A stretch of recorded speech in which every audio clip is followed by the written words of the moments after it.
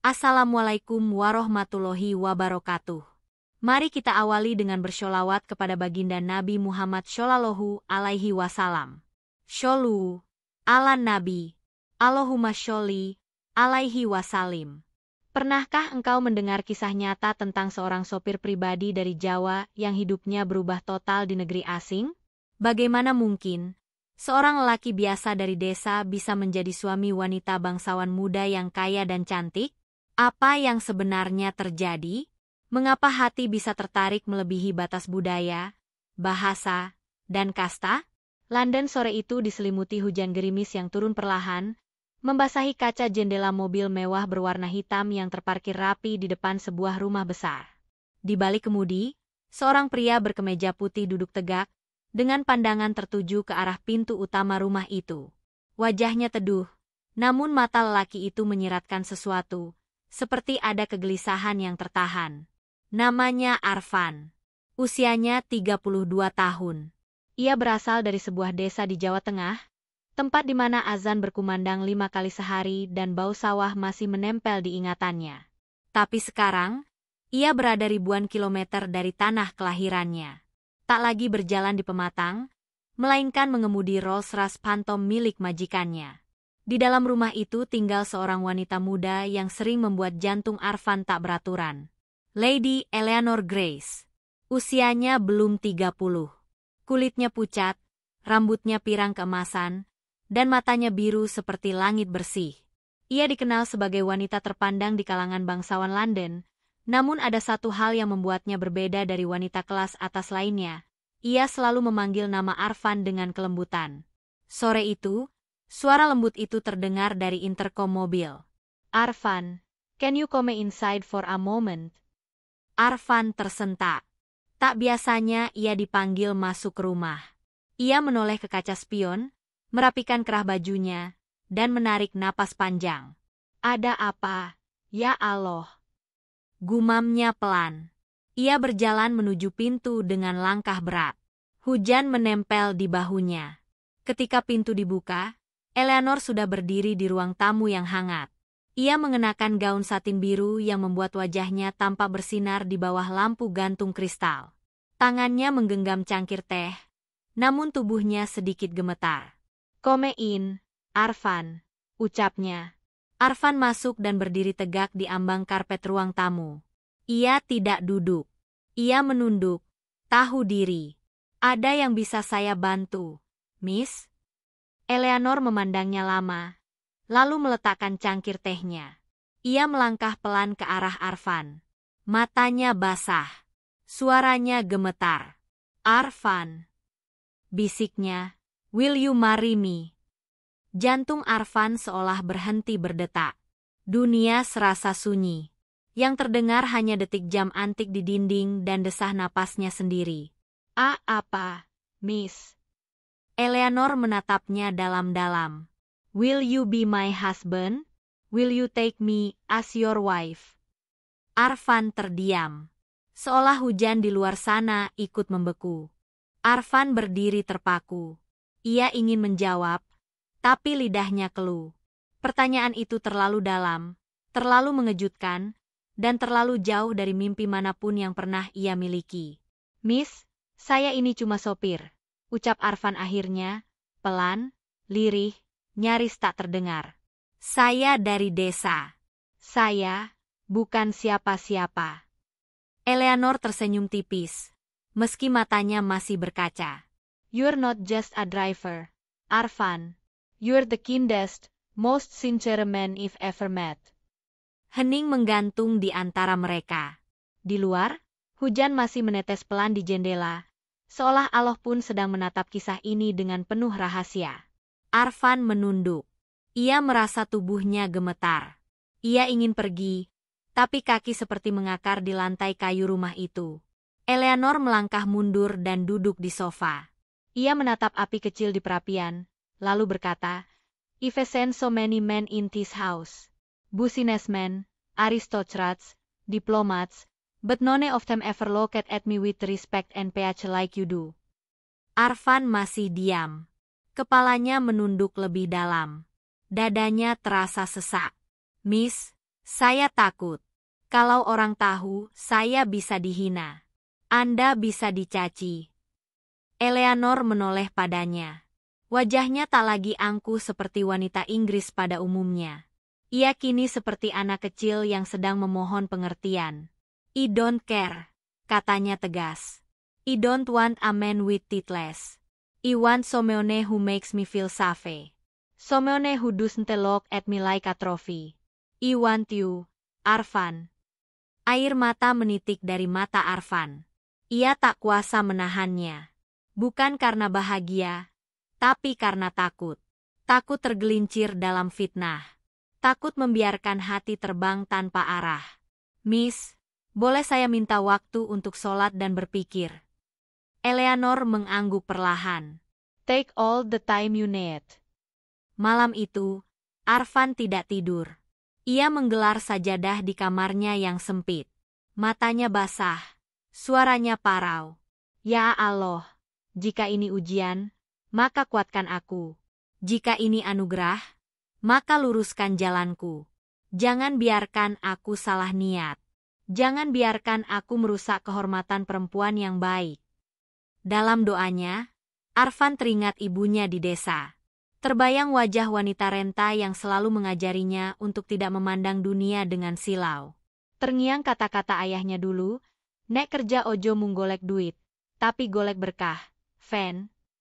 Ia terbaring usai tahajud, memejamkan mata, dan dalam tidurnya, Arfan bermimpi. Ia berdiri di pelataran masjid besar, dengan Eleanor di sampingnya mengenakan jilbab putih. Di tangan Eleanor, ada mushaf. Dan di wajahnya, ada damai. Saat terbangun, subuh masih menggantung di langit London. Tapi hati Arfan sudah lebih ringan. Ada sesuatu yang berbeda dalam dadanya. Ia tahu, hidupnya tak akan lagi sama. Mentari musim semi perlahan menyibak kabut di atas kota London. Di jalanan basah, langkah Arfan terasa lebih mantap pagi itu. Ia berjalan melewati koridor rumah besar itu dengan dada berdebar, tapi wajahnya tenang. Di ruang makan, Eleanor sedang duduk sendiri. Ia mengenakan baju hangat berwarna krem, rambutnya digelung rapi, dan wajahnya terlihat lebih pucat dari biasanya. Di hadapannya, secangkir teh belum disentuh. Ia menatap kosong jendela, seolah sedang menghitung waktu. Saat Arfan masuk, Eleanor langsung berdiri. "Arfan?" Arfan menunduk sopan, lalu berkata dengan suara rendah, "Miss Eleanor, saya sudah memikirkan semuanya, dan saya ingin bertanya sesuatu." Eleanor menelan ludah, matanya sedikit membesar. "Jika saya menikah dengan Anda, apakah Anda bersedia masuk Islam?" Perempuan itu terdiam. Jantung Arfan berdetak kencang. Tapi tak ada ketegangan di udara, hanya keheningan yang dalam. "I've been reading," ucap Eleanor pelan. "Since the first time Sallallahu Alaihi Wasallam you praying, I was curious. I started watching videos, reading the Quran in English, and something in my heart just felt right." Arfan menatapnya, tidak percaya. "I don't want to convert just because of Mariage, Arfan. But I want to understand what gives you PH. I want to find tattoo." Air mata perlahan jatuh di pipi Eleanor. "I want to learn. I want you to guide me." Arfan menutup mata. Sujud syukur dalam hatinya membuncah.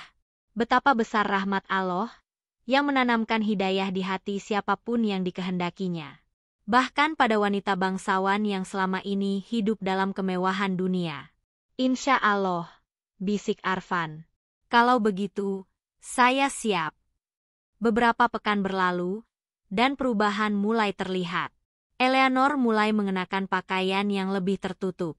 Ia juga mulai belajar membaca huruf hijaiyah, dengan suara terbata namun bersungguh-sungguh. "Alif, ba, ta," ucapnya sambil menunjuk huruf di buku kecil. Arfan hanya bisa tersenyum dari kejauhan. Ia tidak pernah membayangkan hidupnya akan seperti ini. Ia dulu hanya ingin bekerja, mengirim uang ke kampung, dan menabung untuk rumah kecil. Tapi kini, ia menjadi penuntun seseorang menuju cahaya. Satu malam, ketika mereka duduk di taman belakang rumah, Eleanor bertanya. Can we marry in your way? Arfan menoleh. Maksud Anda, secara Islam? Eleanor mengangguk. I want it to be blessed. I want it to be clean. Arfan menghela napas pelan.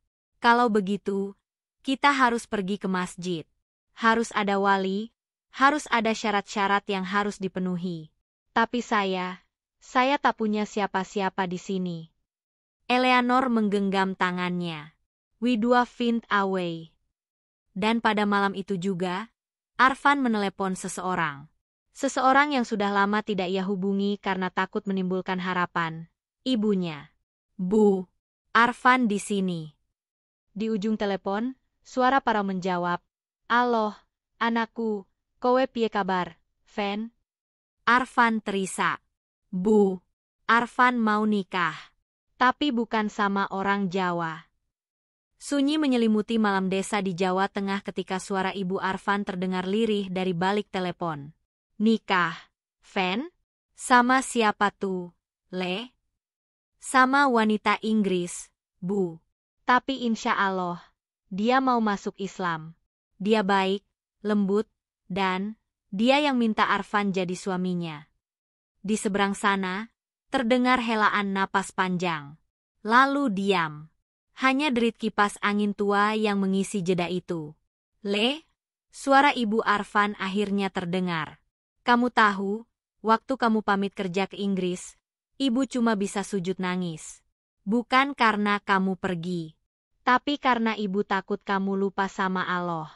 Tapi kalau kamu malah jadi jalan hidayah buat orang lain. Ibu terdiam lagi. Lalu suara tangisnya pecah. Allahu Akbar, Ibu Ridho, Le. Ibu Ridho. Arfan tak bisa berkata apa-apa.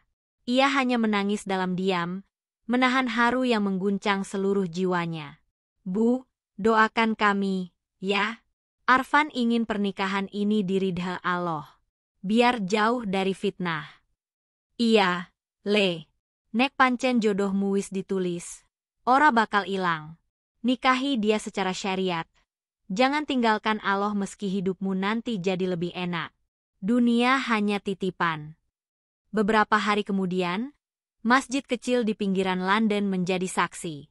Eleanor datang mengenakan gamis putih sederhana dan jilbab yang belum sempurna lilitannya. Tapi matanya berbinar, dan senyumnya penuh harap. Arfan duduk bersila di hadapan imam dan dua saksi warga Indonesia yang tinggal di kota itu. Suasana sakral menyelimuti ruangan. Tak ada pesta, tak ada keramaian. Hanya lantunan ayat dan kalimat ijab kabul. Aku terima nikahnya Eleanor binti George dengan mas kawin cincin emas 3 gram dibayar tunai. Lidah Arfan mantap. Suaranya jelas. Hatinya penuh syukur. Imam tersenyum lebar. Sah. Tak ada tepuk tangan. Tapi air mata mengalir di wajah Eleanor.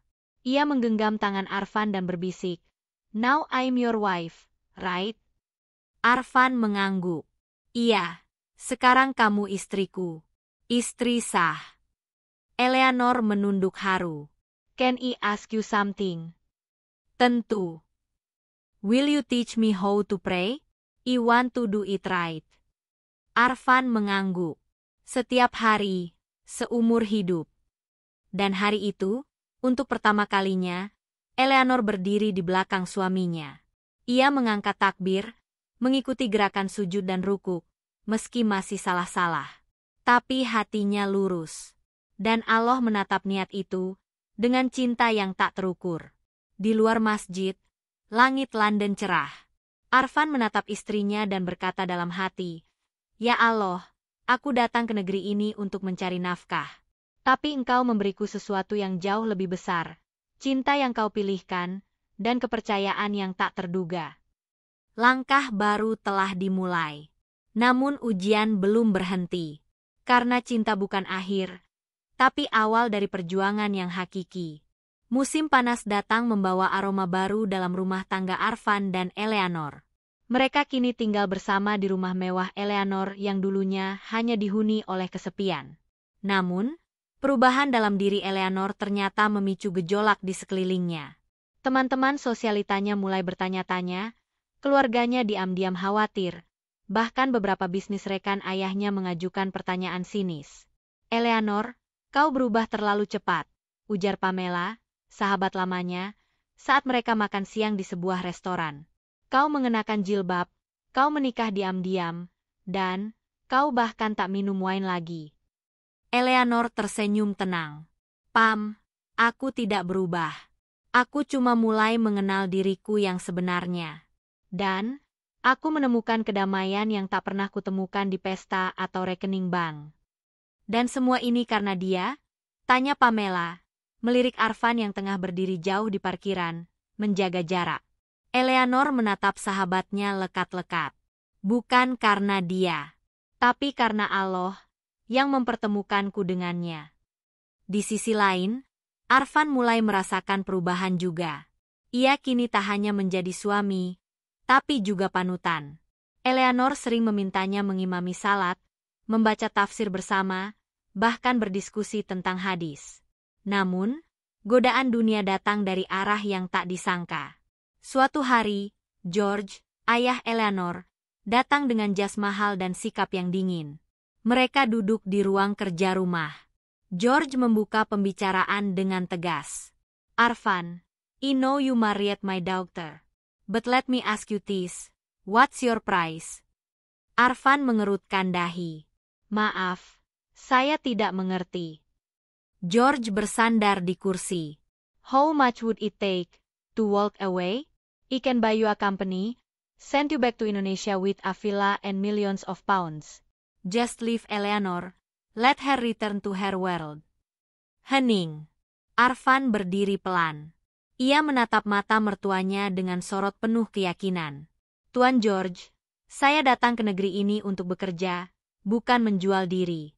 Dan sekarang saya menjadi suami Eleanor bukan karena saya mengejar hartanya. Saya mencintainya karena Allah. Saya menjaga dia karena saya ingin ridhonya. Ia menarik napas, lalu menambahkan, jika uang bisa membeli cinta, maka dunia ini sudah hancur sejak dulu. Tapi hati seorang muslim tak bisa dibeli. George menatapnya tajam. Tak ada kata. Tapi wajahnya menunjukkan sesuatu yang baru, rasa hormat.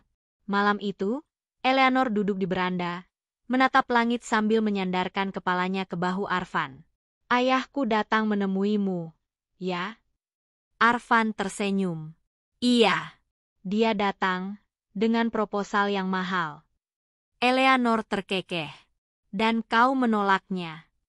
Dengan bangga. Ia memeluk istrinya erat. Karena wanita sepertimu, bukan untuk dijual, tapi untuk dijaga, dengan iman dan cinta. Dan malam itu, langit London seolah lebih terang. Bintang-bintang berkilau, seakan ikut mengaminkan doa seorang lelaki kampung yang kini menjadi suami seorang wanita bangsawan, bukan karena uang, tapi karena hidayah yang dipeluk bersama. Waktu berjalan cepat. Hari-hari Arfan dan Eleanor dipenuhi tawa dan kerjasama. Arfan tetap menjalani peran sebagai suami sekaligus guru kecil bagi istrinya yang semakin dalam memahami Islam. Namun tidak semua berjalan mulus. Suatu malam, saat sedang bersandar di sofa, Eleanor tiba-tiba berkata, Fen, aku merasa aneh. Kenapa, sayang? Aku selalu jadi pusat perhatian. Selalu dilayani, disanjung. Tapi sejak menikah denganmu, aku merasa seperti orang biasa. Arfan terdiam. Ia tak langsung menjawab. Eleanor melanjutkan, tapi, anehnya, aku justru bahagia. Aku lebih damai. Bahkan saat aku menyapu sendiri, menyiapkan makan malammu, atau belajar mencuci baju. Arfan tersenyum lembut. Ia mengusap punggung istrinya.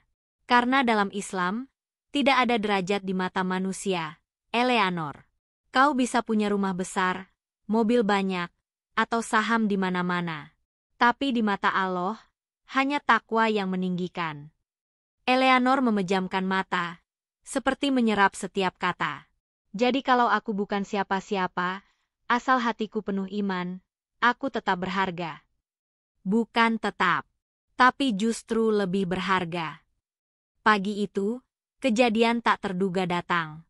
Beberapa tetangga sekitar yang selama ini menjaga jarak mulai mendekat. Seorang ibu tua bernama Mrs. Doren datang membawa sepotong kue tart. "I heard your wife converted. And she's glowing," katanya dengan logat khas Inggris. Arfan tertawa kecil. "She's learning. We're learning together." Mrs. Doren mengangguk. "You know, I've lived in this block for 20 years. But this is the first time I see that house." Sambil menunjuk rumah Eleanor, "Truly feels like a home." Hari itu juga, Eleanor memasak untuk para tetangga. Ia membuat nasi biryani, mencoba resep dari YouTube, dan menyajikannya dengan tangan sendiri. Beberapa warga datang, duduk di halaman, bersenda gurau. Tak ada kesombongan, tak ada kasta. Dan di ujung hari, Eleanor menatap suaminya dengan mata berair. "Fen," bisiknya. "Dulu rumah ini hanya punya tangga. Siapa yang di atas, dan siapa yang di bawah. Tapi sekarang, semua terasa sejajar." Arfan menggenggam tangan istrinya. Karena rumah yang diberkahi, bukan yang paling megah, tapi yang paling bersujud. Malam itu, keduanya salat berjamaah. Eleanor kini sudah hafal doa iftitah. Suaranya masih patah-patah, tapi niatnya kuat. Dan dari jendela kamar mereka, terdengar suara lembut Eleanor mengucap, "Allahumma ba'aidi baini." Suara yang dulu tak pernah ada di rumah itu, kini menjadi penanda bahwa istana yang sesungguhnya bukan yang tinggi menjulang, tapi yang lantunannya menjulang ke langit. Hari itu, langit London mendung. Hujan kecil mengguyur jendela kaca rumah mereka. Di dalam, Eleanor duduk di hadapan cermin, mengenakan gamis putih polos. Tak ada makeup tebal, tak ada perhiasan mencolok. Hanya seuntai senyum yang merona dari wajahnya. Di kamar yang sama, Arfan sedang melipat sajadah. Ia bersiap untuk mengantar Eleanor ke acara syahadat resminya di Islamic Center London. "Fen," panggil Eleanor pelan.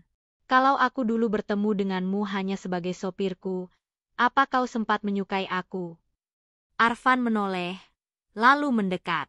Ia duduk di sisi ranjang dan berkata pelan, "Saat pertama kali kau duduk di bangku belakang mobil itu, aku tahu aku sedang mengantar seseorang yang kesepian." Eleanor tertawa kecil, menahan haru. "Dan sekarang? Sekarang, aku sedang mendampingi seseorang yang paling dekat dengan Allah." Islamic Center itu penuh. Tak ada pengumuman resmi, tapi kabar tentang wanita bangsawan Inggris yang memeluk Islam telah tersebar di kalangan komunitas. Eleanor berdiri di depan mikrofon. Suaranya bergetar. "Asyhadu an la ilaha illallah, wa asyhadu anna Muhammadan Rasulullah." Tangis haru pecah. Para wanita berjilbab memeluknya. Arfan menunduk.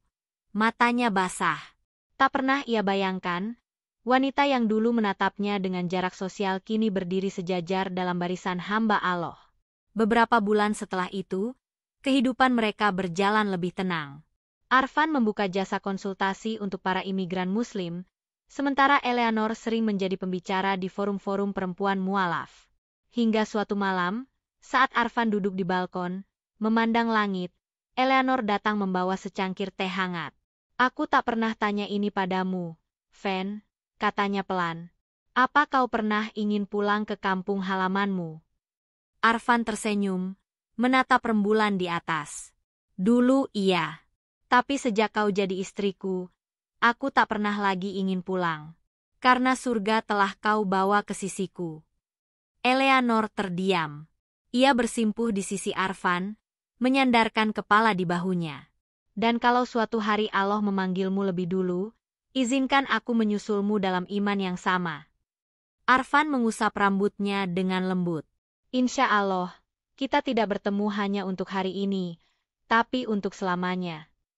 Dan malam itu, tanpa pesta, tanpa panggung, mereka merayakan cinta yang telah mengalahkan kasta, negara, dan logika. Cinta yang dibangun bukan di atas nama dan harta, tapi di atas sajadah. Dan di hadapan Allah yang Maha menyatukan dua hati, yang dulunya begitu jauh.